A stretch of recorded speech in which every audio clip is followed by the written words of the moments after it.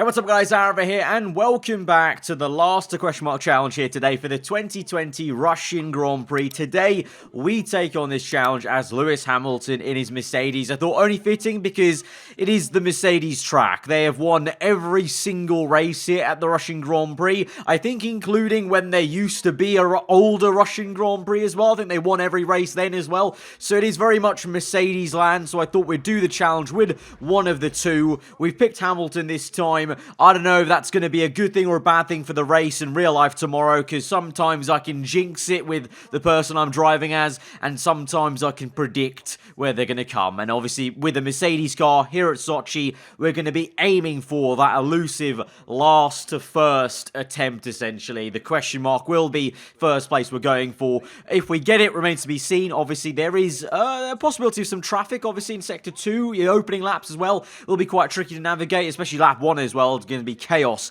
at turns 1, which is that kink, and then turn 2. But I'm confident that eventually the Mercedes' overwhelming performance around this circuit will allow us to get up that high. But yeah, if you're unfamiliar with this challenge, we're here doing a 25% race, so I need to make the overtakes short and snappy. Can't dawdle around being stuck behind a car for a whole lap like we might do in career mode. We really need to just go for it, and that may obviously get us in trouble or not. We'll have to see. Strategy-wise, of course, is going to be very straightforward. Then the one stop from the soft tire to the mediums. It's always very odd here at Sochi on the F1 game. In a 25% race, the soft tire actually goes longer than the medium. So we'll be on the faster compound for longer. We'll start on that tire. Won't do anything clever by swapping them. We'll just go on that tire, go hard and fast, and hopefully be in a position where we've got some clean air just before the pit stops to close up to that kind of, you know, top 5, top 6, where we should kind of be minimum in a car like this, of course. So let's get into it then and see how we do in the last question mark challenge here today for the Russian Grand Prix in 2020. We go to 5 red lights, and we are underway. It's a decent getaway for us. Climb up the gears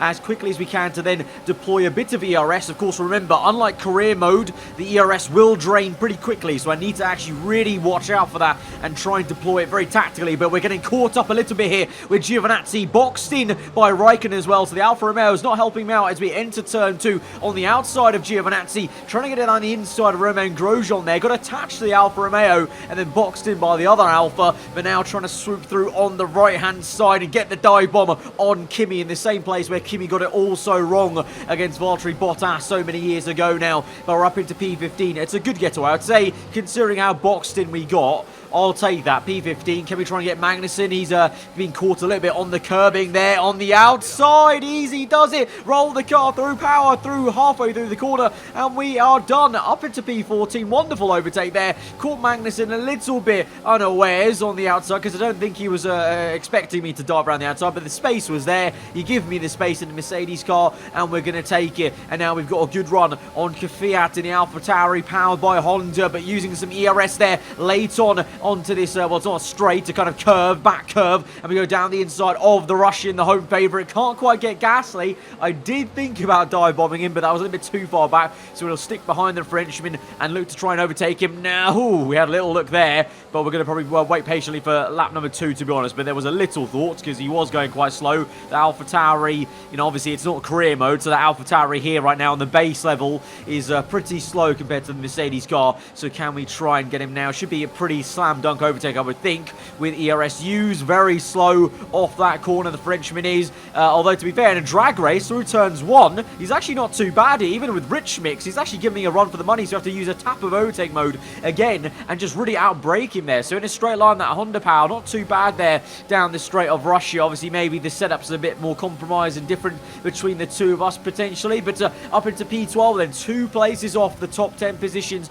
and we're on lap number 2. I think pretty decent progress. I would maybe have liked to have been maybe P11 or P10 by now, but obviously we did get boxed in a bit and got, well, we got a little bit held up by Gasly somewhat for one sector at least. But now looking at Stroll and his deja vu round the outside, it seems to be our favourite overtaking spot. Oh no, Stroll's been spun around. Well, let's be fair, there have been some altercations with Hamilton and people spinning around, so I think that's realistic, to be honest. But Stroll kept his foot in. I had the line on the outside there. I was fully alongside him. If that, I was actually past him through the corner, so he probably should have given that place up. I did give him all the room in the world, as much as I could, without extending the track myself on the outside. So I don't know, the FI haven't said anything, so it's a 50-50 there for them in a racing incident as we now go to try and overtake Lando Norris, our fellow Brit, but he's got a DRS and he's pretty quick in a straight line, so he's looking to try and close up on the Racing Point car, but we use some more ERS and we're going to make a big old dive, just about miss the back end, and Perez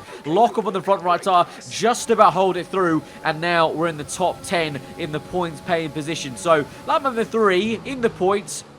I think I would say this is pretty good progress. I think if we can get up to P6 now by about, I would say, lap 6, I would be happy with that kind of progress, and then it gives us the rest of the race to close up, because of course these guys, they're midfield, they're going to be slower. This is not the hard part. The hard part is closing up to the Ferrari, Ferrari to be fair is midfield as well, closing up to the Red Bulls and my teammate Bottas. That's going to be the difficulty if we want to try and get the podium or first place. Depends on where Albon is as well, of course, because then it'll just be 2 Red Bulls and 1 Merc keeping me off the podium. So if Albon's slower, then we've got a guaranteed podium. It's just about that first place. But also at the moment now, for some reason I found it very surprising the engine temps were really shooting up and were really quite sensitive as we make a really nice move on Ocon. Easy does it on lap number 4 to get up into P8. Yeah, the engine temps for some reason they were so sensitive. I know obviously compared to my career mode in my team they would be a little bit more sensitive because we've not done any upgrades. You know, there's no upgrades on this car. It's the base level car, but even compared to other cars I've driven in the game, the Merc around here at Sochi seems so super sensitive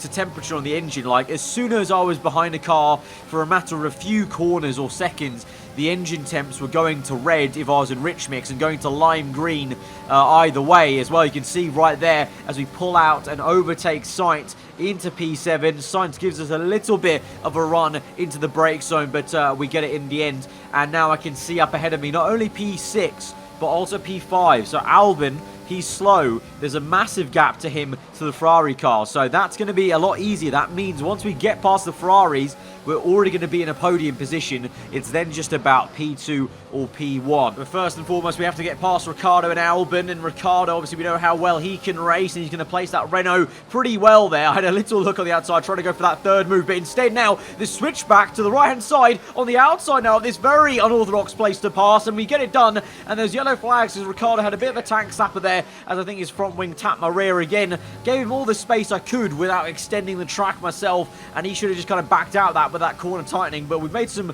really great moves actually in this Merc, in corners where obviously typically in real life especially you wouldn't make moves there. It's pretty much impossible to make moves in real life. So we're just doing what we can here with the tools available, and now we're going to breeze past Albon. I mean, that Red Bull car is very slow in a straight line on the base level of the car without career mode. Albon, to be fair to him, does actually have a little look down the inside there, so obviously the tensions of real life carrying over into the game. But we come in now for the pit stop, lap number 8, and we can see Vettel just ahead of us, only about I think 2 seconds if we're being real, because obviously he slowed down for the pit entries. That's how I gained a little bit more time on him, so it looks like I'm closer than I actually am.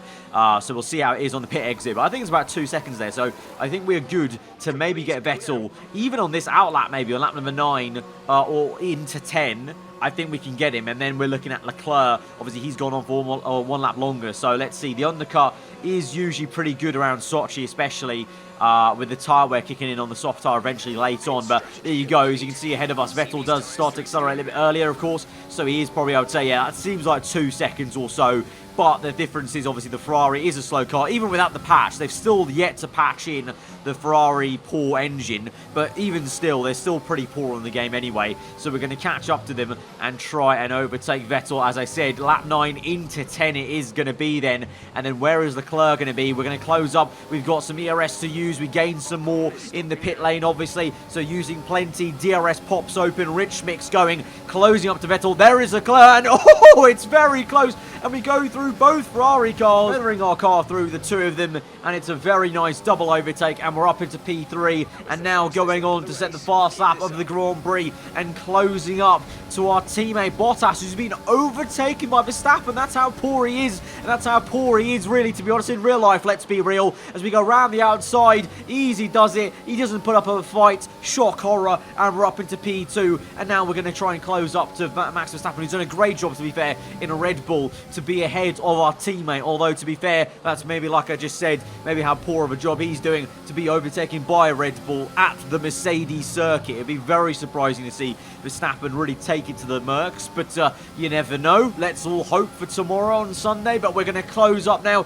to Verstappen DRS Open, and we're gaining so much time there in a straight line. That Red Bull defenseless without DRS or anything there, and we're up into P1 of this Grand Prix. So we are going to book in the last to first version of this challenge. Always great to do that, obviously. The question mark is always better if it's first, and we've done it from literally 22nd place, or 20th, sorry, on the grid to first, to use to my team there. But in the last lap, though, I will say, we had a bit of a mare here, because I kept in rich mix, so for this last sector, I had to lift and coast and pretty much back everyone up, because I wanted to save fuel, because I was pretty much minus, I think it was minus 0.4, as I started that last lap, so I had to use ERS a lot of the time to try and counteract the fact I was lifting and coasting to try and push us through. So just at the end of it, we go low fuel mode, and we come across the line, limping across the line for first place there, but we booked it in. Last to first. I'm pretty sure I'm going to... I think there's a safe bet I'm going to match